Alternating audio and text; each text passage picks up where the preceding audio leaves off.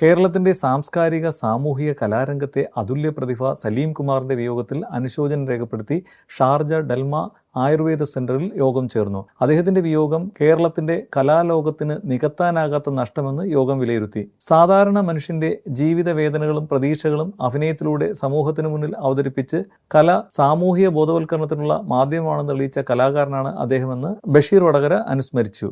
കേരളത്തിൽ അങ്ങനത്തെ ഒരു നമ്മുടെ മലയാളത്തിന് അങ്ങനെ ഒരു കലാകാരൻ ഉണ്ടാവുക എന്ന് പറയുന്നത് അതിന് പറ്റിയൊരു മണ്ണ് നമ്മുടെ കേരളത്തിൽ ഉള്ളത് കൊണ്ട് കൂടിയാണ്.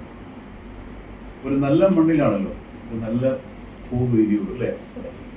അതുകൊണ്ട് നല്ല കലാകാരന്മാർക്ക് ഒരുപാട് ജന്മം നൽകിയ നമ്മുടെ മണ്ണ്, ആ മണ്ണിലേക്ക് തന്നെ നമ്മുടെ പ്രിയപ്പെട്ട കലാകാരന്മാർ ഇങ്ങനെ പോയിക്കൊണ്ടിരിക്കുകയാണ്. അപ്പോൾ അവര് ഒരു സമൂഹത്തിന് നൽകിയ നല്ല സംഭാവനകളെ സ്മരിക്കാനും അവരുടെ ആ ജീവിത കാലഘട്ടത്തിൽ അവർ സമൂഹത്തോട് സംവദിച്ച നല്ല കാര്യങ്ങളൊക്കെ വെച്ചിട്ട് അവരുടെ ആ അന്ത്യയാത്രയിൽ നമുക്ക് സങ്കടവും ദുഃഖവും ഒക്കെ ഉണ്ട്.